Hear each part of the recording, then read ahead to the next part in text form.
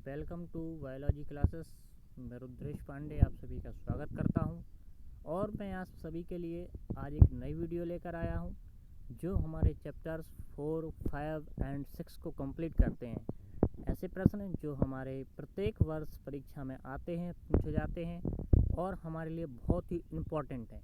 तो सभी बच्चों से मेरा निवेदन है कि इन सभी प्रश्नों को पढ़ें और इनसे तैयारी करना स्टार्ट कर दें, क्योंकि हमारा जो सेशन है अभी लास्ट पेपर हमारा हुआ नहीं है। जब होगा इस ईयर का 2020 का एनुअल एग्ज़ाम का बायोलॉजी पेपर, तो आपके लिए क्वेश्चंस बहुत ही इम्पोर्टेंट रहेंगे। आइए हम इन प्रश्नों की ओर चलते हैं। सबसे पहले हमारा प्रश्न देखते हैं, प्रश्न क्या है। तो प्रश्न पहला है हमारा, शुक्राणुओं की गति किसके द्वारा होती है। तो यह चैप्टर 4 से लिया गया है, क्योंकि शुक्राणु और अंडाणुओं की बात यहाँ पर होती है। नर और मादा युग्मक कहलाते हैं। तो यहाँ पर बात हम कर रहे हैं शुक्राणु की, जो कि नर युग्मक कहलाता है। इसकी गति किसके द्वारा होती है। तो यहाँ पर जो पहला ऑप्शन है वो है हमारा सीलिया द्वारा, ऑप्शन दूसरा है फ्लैजेला द्वारा, ऑप्शन तीसरा है बेसल बॉडी, ऑप्शन चौथा है न्यूक्लियोसोम। तो यहाँ पर जो बिल्कुल राइट आंसर है वह है हमारा फ्लैजिला, जिसके द्वारा शुक्राणु की गति होती है। शुक्राणु अपनी कार्य करने की क्षमता में बढ़ोतरी करता है और काम करने की जो है दर को बढ़ाता है। तो यहाँ जो राइट आंसर है वह है फ्लैजिला। अब हम नेक्स्ट क्वेश्चन की बात करते हैं। तो नेक्स्ट क्वेश्चन है हमारा, सेमनीफेरस नलिकाएँ कहाँ पाई जाती हैं। इंग्लिश में बात करें, सेमनीफेरस ट्यूब्यूल्स कहाँ पर पाई जाती हैं। तो यहाँ पर जो बात हो रही है हमारी, तो सेमनीफेरस ट्यूब्यूल्स पहला ऑप्शन है हमारा वृषण में, दूसरा ऑप्शन है हमारा अंडाशय में, थर्ड ऑप्शन है हमारा वृक्क में और फोर्थ ऑप्शन है फेफड़े में। तो यहाँ पर जो राइट आंसर होने वाला है इसका वह है हमारा वृषण में। और राइट क्वेश्चन पॉइंट नंबर 1 वृषण में, जो कि बिल्कुल सही आंसर है। तो वृषण में सेमनीफेरस ट्यूब्यूल्स या नलिकाएँ पाई जाती हैं। इनकी संख्या 200 से 350 400 तक होती है और इनके मध्य में छोटे छोटे पोर पाए जाते हैं, है ना, जो क्या करते हैं, सर्टोली कोशिकाओं को संभालकर उनको विकसित करने का कार्य करते हैं। आइए हम नेक्स्ट क्वेश्चन की तरफ बात करते हैं। तो हमारा अगला क्वेश्चन है, सर्टोली कोशिकाएं कहाँ पाई जाती हैं या सर्टोली कोशिकाएं पाई जाती हैं। तो इसका जो पहला ऑप्शन है वृक्क में, दूसरा ऑप्शन है अंडाशय में, तीसरा ऑप्शन है यकृत में और जो चौथा ऑप्शन है वह है हमारा वृषण में। तो इसका जो राइट आंसर है वह है हमारा वृषण, जो कि बिल्कुल सटीक और सही आंसर है। तो वृषण में सर्टोली कोशिकाएं पाई जाती हैं जो स्पर्म को बनाने में हेल्प करती हैं, पोषण प्रदान करने में मदद करती हैं, जो कि बिल्कुल सही आंसर है। नेक्स्ट क्वेश्चन की हम बात करें, शुक्राणुओं में गुणसूत्रों की संख्या क्या है या कितनी है। तो यहाँ पर बात कर रहे हैं हम शुक्राणुओं में गुणसूत्र। तो सबसे पहला ऑप्शन है 23, दूसरा ऑप्शन है 22, तीसरा ऑप्शन है 46 और नेक्स्ट ऑप्शन है 47। तो इसका जो सही आंसर है, राइट आंसर है, वह है हमारा 46, जो कि राइट आंसर है। क्योंकि यहाँ पर हम देखते हैं कि 22 जो कि हमारे ऑटोसोम्स होते हैं, है ना, उसके बाद 22 के बाद जब हम दो और देखते हैं जो कि लिंग गुणसूत्र के नाम से जाने जाते हैं, तो दो ऐसे गुणसूत्र जो लिंग गुणसूत्र के नाम से जाने जाते हैं, उन दोनों को मिलाकर के 22 + 2 यानी कि 44 + 2 = 46, जो कि बिल्कुल राइट आंसर है इसका। तो सही आंसर है हमारा 46। तो दोनों को मिलाकर के 46 होते हैं, जो कि हमारे गुणसूत्रों की संख्या होती है। नेक्स्ट क्वेश्चन की हम बात करें, एक शिशु के लिंग का निर्धारण निम्नलिखित में से किसके द्वारा होता है। तो शिशु के लिंग का निर्धारण, तो पहला ऑप्शन है पिता, दूसरा ऑप्शन है माता, तीसरा ऑप्शन है भाई और चौथा ऑप्शन है बहन। तो इसका जो सटीक आंसर है, सही आंसर है, वह हमारा आंसर है आंसर नंबर 1, पिता के द्वारा। तो इसका जो सही आंसर है वह है पिता। पिता के द्वारा लिंग का निर्धारण होता है कि एक्स और एक्स जो तो माता में प्राप्त होते हैं, लेकिन इसके अलावा एक्स और वाई, यदि वाई ऑप्शन मिलता है तो यहाँ पर पुत्र होने की संभावनाएं बढ़ जाती हैं। लेकिन यदि यहाँ पर एक्स और एक्स पिता के माध्यम से प्राप्त होता है तो पुत्री होती है, जो कि बिल्कुल पिता के ऊपर निर्भर करता है कि पुत्र होना है या पुत्री होना है, उसके गुणसूत्र के ऊपर डिपेंड करता है, लिंग निर्धारण के ऊपर डिपेंड करता है। तो जिसका जो सटीक आंसर है वह है पिता हमारा। नेक्स्ट क्वेश्चन, एमनियोसेंटेंसिस का उपयोग किस पहचान के लिए किया जाता है। तो एमनियोसेंटेंसिस एक ऐसी विधि है जिसके माध्यम से हम भ्रूण में पल रहे आनुवंशिक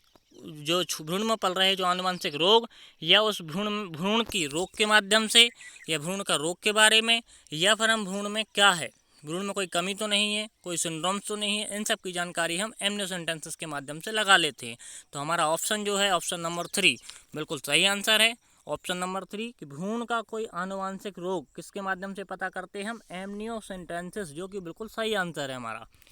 नेक्स्ट क्वेश्चन, जनसंख्या दिवस कब मनाया जाता है?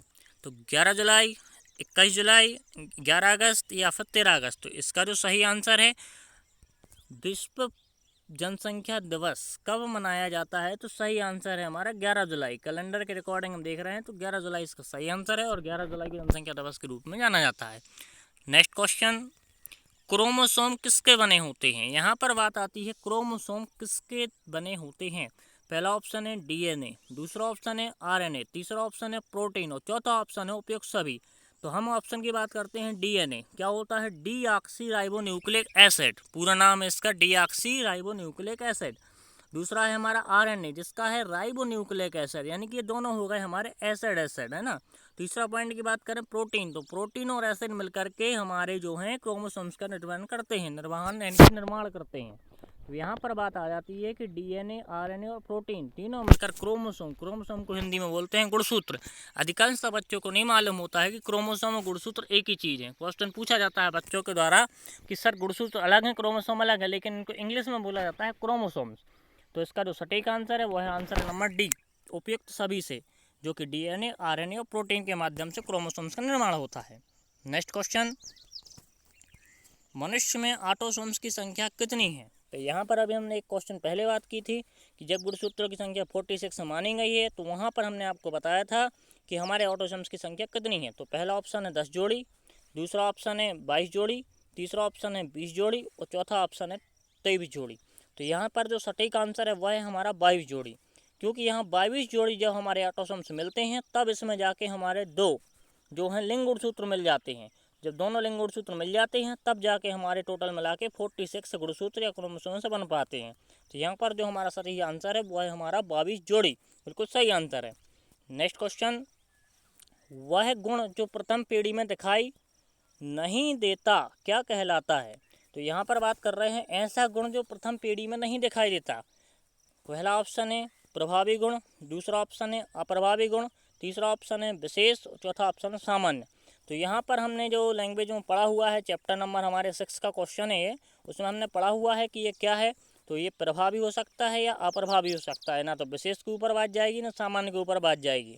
तो यहाँ पर जो हम ऑप्शन चुनने वाले हैं वह प्रभावी और अप्रभावी में चुनना है। हमें 50% ऑप्शन में मिल गया है। तो पहला हम देखते हैं कि पहली पीढ़ी में कौन सा गुण नहीं दिखाई देता। यदि हम बात कर रहे हैं एक लाल पुष्प की और दूसरा पीले पुष्प की, है ना, तो अब दोनों को यदि हम मानते हैं आर और छोटे आर और बड़े आर से, अब दोनों को जो हम एक पीढ़ी के ऊपर लेके चलते हैं तो दोनों में से हमें एक नया गुण दिखाई देगा, यानी कि एक बड़ा आर आके मिलेगा, एक छोटा आर आके मिलेगा। जब हम बड़े आर और छोटे आर में कंपेरिजन करेंगे तो एक नया गुण दिखाई देगा हमें। जो नया गुण होगा वही हमारा प्रभावी गुण होगा। लेकिन क्या होगा, दूसरी पीढ़ी में हमें अप्रभावी गुण नहीं दिखाई देगा। तो इसका जो सही आंसर है वह है हमारा अप्रभावी गुण, जो कि हमें प्रथम पीढ़ी में नहीं दिखाई देता। जो अप्रभावी गुण है वो हमें दूसरी पीढ़ी में दिखाई दे रहा है, जो कि आर और आर दोनों का प्रभाव अलग अलग है और एक ही गुण में आके मिल रहा है ना। नेक्स्ट क्वेश्चन की हम बात करें, डीएनए का पूरा नाम क्या है? तो यहाँ पर डीएनए, जो कि हमने आपको पहले भी बताया था, एक प्रकार का अम्ल है। तो क्या काम है, पूरा नाम इसका क्या है? डीऑक्सी न्यूक्लिक एसिड, ठीक है, जो कि इसका बिल्कुल राइट आंसर है। यहाँ पे बाकी दिए हुए ऑक्सी न्यूक्लिक एसिड या राइबो न्यूक्लिक एसिड या न्यूक्लिक अम्ल, ये रॉन्ग आंसर है। तो सही आंसर क्या है इसका? डीऑक्सी न्यूक्लिक एसिड, जो कि एक अम्ल की तरह काम करता है।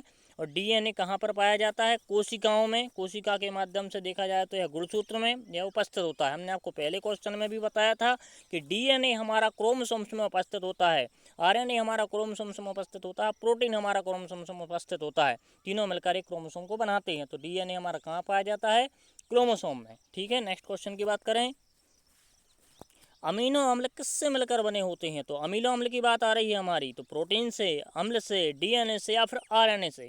तो इसका जो सटीक आंसर रहेगा हमारा वो क्या होना चाहिए? प्रोटीन से, क्योंकि यहाँ पर प्रोटीन जो है 20 प्रकार के प्रोटीन मिलकर एक अमीनो एसिड का निर्माण करते हैं, ठीक है। तो यहाँ पर जो सही आंसर है वो है हमारा प्रोटीन। नेक्स्ट क्वेश्चन, आरएनए कितने प्रकार के होते हैं? तो यहाँ पर बात कर रहे हैं आरएनए की। तो आरएनए पहला ऑप्शन है 2 प्रकार के, दूसरा ऑप्शन है 3 प्रकार के, और तीसरा ऑप्शन है 4 प्रकार के, और चौथा ऑप्शन है 5 प्रकार के। तो यहाँ पर जो सही आंसर है वह है हमारा दूसरा ऑप्शन, ऑप्शन नंबर 2, 3 प्रकार के। तो यहाँ पर हम बात कर रहे हैं आरएनए जो कि होते हैं 3 प्रकार के। पहला होता है एमआरएनए जिसको हम मैसेंजर आरएनए के नाम से जानते हैं, दूसरा होता है टीआरएनए जिसको हम ट्रांसफर मैसेंजर के नाम से जानते हैं, और चौथा होता है आरआरएनए जो कि हमारा प्रोटीन संश्लेषण के समय काम करता है, जो कि आरआरएनए के नाम से जाना जाता है। तो यहाँ पर हम बात कर रहे हैं सबसे पहले तीनों प्रकार के आरएनए की। तो जो सटीक आंसर है वह है हमारा 3 प्रकार के, बिल्कुल सही आंसर है। नेक्स्ट क्वेश्चन, प्रोटीन के संश्लेषण के स्थान पर अमीनो अम्लों को कौन ले जाता है? तो अभी हमने आपसे ऊपर एक बात की थी कि इसमें से आरएनए 3 प्रकार के होते हैं। तो 3 प्रकार के आरएनए में जो ले जाने वाला काम करेगा वो कौन करेगा? ट्रांसफर वाला आरएनए। तो इसका जो सटीक आंसर होने वाला है तो ऑप्शन नंबर पहला एमआरएनए, आरआरएनए, टीआरएनए और ऑल ऑफ दीज। तो हम बात करेंगे कि यहाँ जब एमआरएनए मैसेंजर को पहुँचाता है, आरआरएनए प्रोटीन के संश्लेषण के समय काम आता है। तो इसका जो सही आंसर है वो टीआरएनए है, जो क्या काम करता है कि ट्रांसफर का काम करता है। जब अमीनो अम्लों को वो इधर से उधर ले जाने का काम करता है। तो सही आंसर क्या है? ट्रांसफर आरएनए, बिल्कुल राइट आंसर है। नेक्स्ट क्वेश्चन हो गया हमारा, आरएनए के संश्लेषण के लिए नोबेल पुरस्कार किसको दिया गया था? तो हमारा क्वेश्चन है जब आरएनए का संश्लेषण हुआ था तब किसी न किसी वैज्ञानिक ने इसको किया होगा, और उसका जो सही नाम है, जिस वैज्ञानिक को नोबेल पुरस्कार मिला था, तो वह हमारे वैज्ञानिक, पहला ऑप्शन है नरीनबर्ग, दूसरा ऑप्शन है हमारा कॉलबर्ग, तीसरा ऑप्शन है खुराना, चौथा ऑप्शन है ओकोवा। तो यहाँ पर जो सही आंसर है जिनको नोबेल पुरस्कार मिला था, नाम है ओकोवा, जो कि बहुत इंपॉर्टेंट क्वेश्चन है। न्यू सेशन के लिए बहुत इंपॉर्टेंट क्वेश्चन बनने वाला है ये, परीक्षा अध्ययन परीक्षा वो सभी में आता है। तो बहुत इंपॉर्टेंट क्वेश्चन है ओकोवा, जो कि प्रत्येक वर्ष तो नहीं लेकिन किस 2 से 3 वर्षों के अंतराल में यह क्वेश्चन पूछा जाता है। बिल्कुल सही आंसर है ओकोवा। नेक्स्ट क्वेश्चन, इस वीडियो को आप लोग लाइक करें, सब्सक्राइब करें, जिसमें हमारे आने वाले नेक्स्ट चैप्टर्स 3 या 4 चैप्टर्स के हम एक साथ वीडियो बनाते हैं, क्योंकि सभी क्वेश्चंस तो हमारे एक पेपर में आ नहीं सकते। इसलिए कुछ गिने चुने इंपॉर्टेंट क्वेश्चंस होते हैं जो पेपर में आने की संभावनाएं होती हैं या आते ही आते हैं। तो ऐसे क्वेश्चंस को हम रखते हैं। आप लोग इस वीडियो को देखें, लाइक करें और शेयर करें, जिससे हमारे आने वाले स्टूडेंट्सों को मालूम पड़ सके और वो अपनी तैयारी यथावत रूप से कर सकें। थैंक यू दोस्तों।